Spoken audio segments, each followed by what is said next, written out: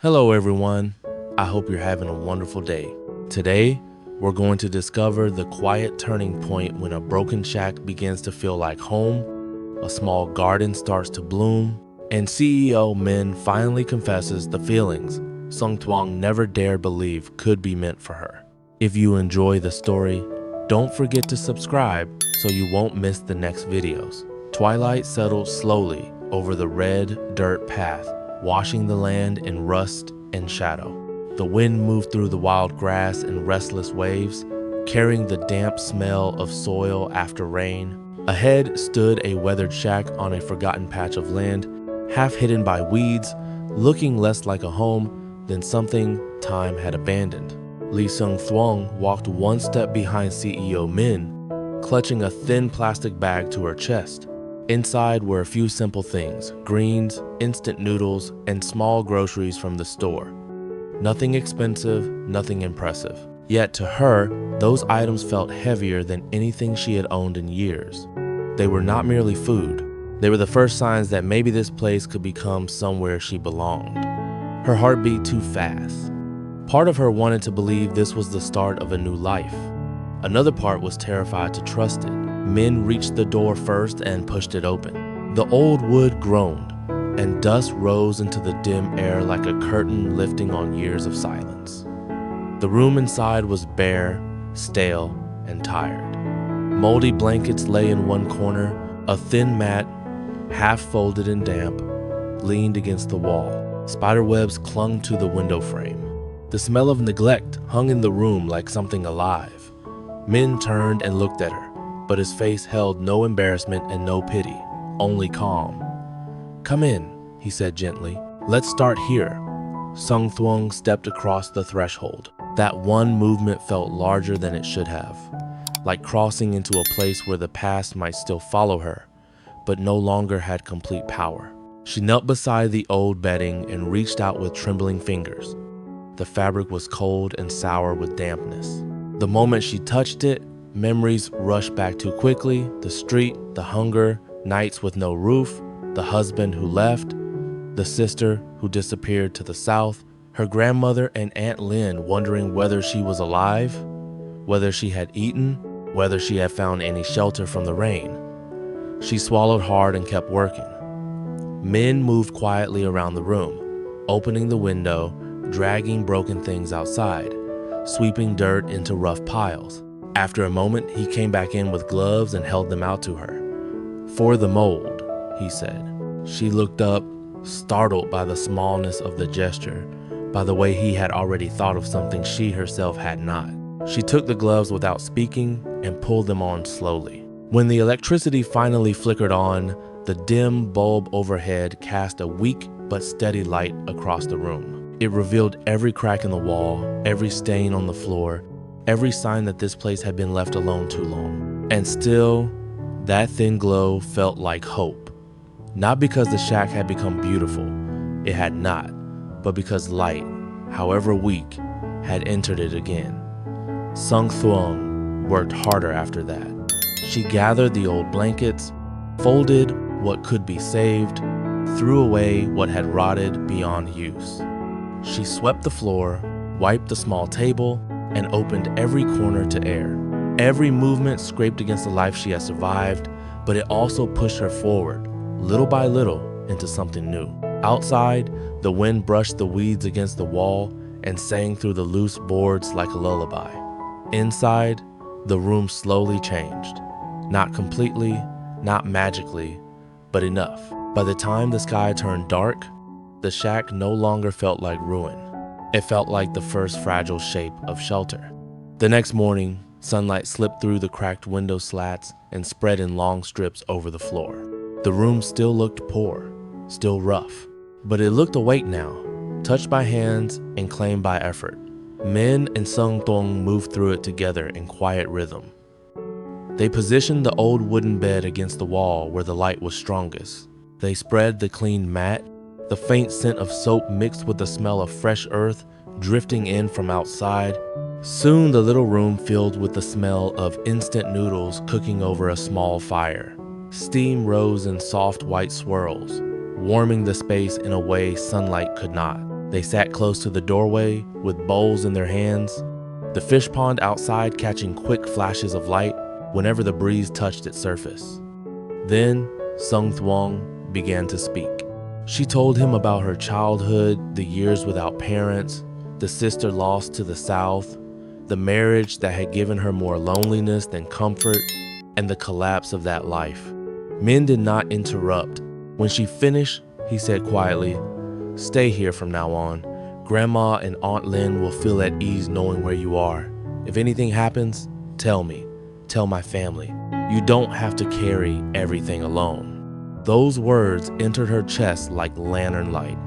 And for the first time in a long time, she let herself believe this poor little shack might truly become home. The next morning, sunlight slipped through the cracked window slats and stretched across the floor in long, pale strips. The shack was still poor, still rough, still marked by age and weather, but it no longer felt abandoned. The bed had been pushed against the wall, the mat lay flat, the table had been wiped clean, and their few belongings had been placed with quiet care. Nothing about the room was luxurious. Still, for Sung Thuong, it held something far more precious than comfort. It held proof that someone had stayed and helped her begin again. She sat up slowly and looked around, almost afraid the calm might disappear if she moved too quickly. The morning air carried the smell of damp soil and fresh leaves through the open window. Outside, she could already hear movement, a hoe striking earth, soft footsteps, the low sound of someone working before the day had fully awakened. When she stepped outside, she found CEO Min behind the shack, sleeves rolled up, standing over the rough patch of land with a hoe in his hands. The early sun had not yet turned harsh, and the earth was dark and soft enough to welcome planting. He looked over when he heard her, and the expression on his face was calm and steady, as if he had already decided exactly what they needed to do. "We should plant now," he said. "The soil is still good." Sung Thuong came closer and stood beside him. The patch of land was uneven and half wild, but she could see its promise immediately. This was not a large farm, not a beautiful field, just a modest stretch of earth behind a weathered shack. Yet to her, it looked almost sacred. Min handed her a tool and crouched to show her how to shape the rows. "Keep them straight," he said. "Not too deep. Leave enough space so the roots can breathe." She nodded and copied him, her hands still clumsy at first from sleeping badly and feeling too much. Soon both of them were working side by side. The soil turned beneath their hands in soft, dark folds. They planted water, spinach, cabbage, zucchini, and pumpkin. Seedling after seedling disappeared into the ground, and with each one, Sung Thuong felt a strange ache in her chest. She had worked with earth her whole life, but never like this. Never for a place she might return to. Never for a life that might truly become her own. Sweat dampened her back. Dirt streaked her fingers and wrists. Still, she felt lighter than she had in years. A few days later, the first green shoots pushed through the soil. That was when she cried. Min found her sitting by the fish pond in the late afternoon, knees drawn close, eyes fixed on the little rows of green as if they might vanish if she blinked. He lowered himself beside her and asked quietly, "Why are you crying?" She laughed softly through her tears and wiped at her face. "I thought this only happened to other people," she said. "A garden, a place to return to." Min followed her gaze to the young plants. The breeze moved across the leaves, and the pond rippled once, then settled again. "It's real," he said. His voice was simple and certain. That made her believe him. That evening, she gathered pumpkin leaves and yellow blossoms from the edge of the garden and carried them inside. She lit the stove, crushed garlic, rolled spring rolls, and stir-fried the greens with the kind of care that turns food into gratitude. When Min came in and saw the dishes on the table, surprise crossed his face first, then warmth. "You made all this?" Sung Thuong lowered her eyes. "I wanted to thank you." They sat across from each other while the little stove fire glowed red and steady.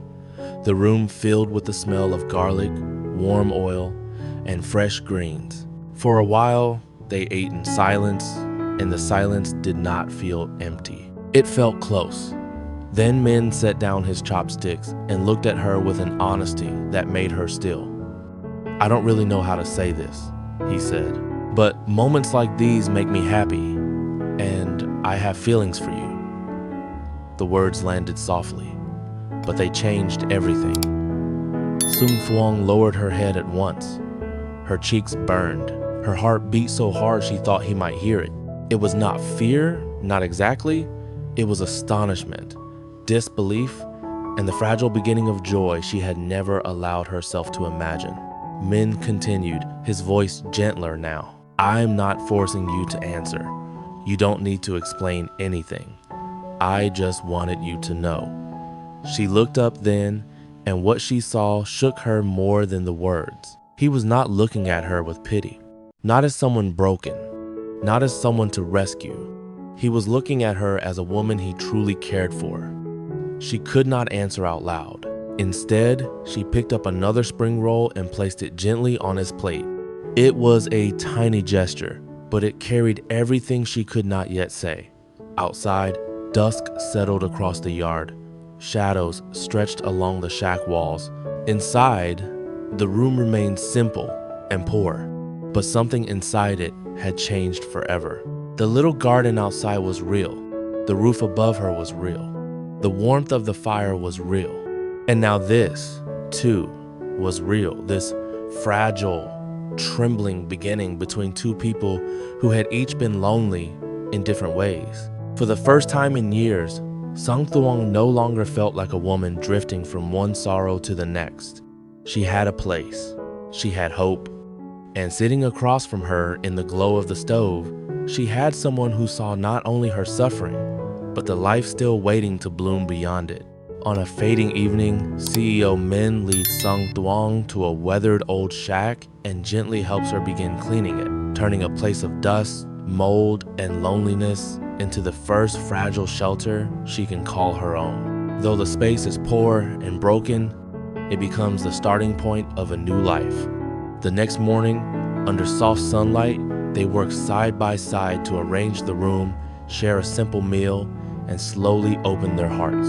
Min listens as Thuong speaks of her painful past, her orphan childhood, her lost sister, her failed marriage, and the years she spent wandering without a home. Then he makes a promise that changes everything.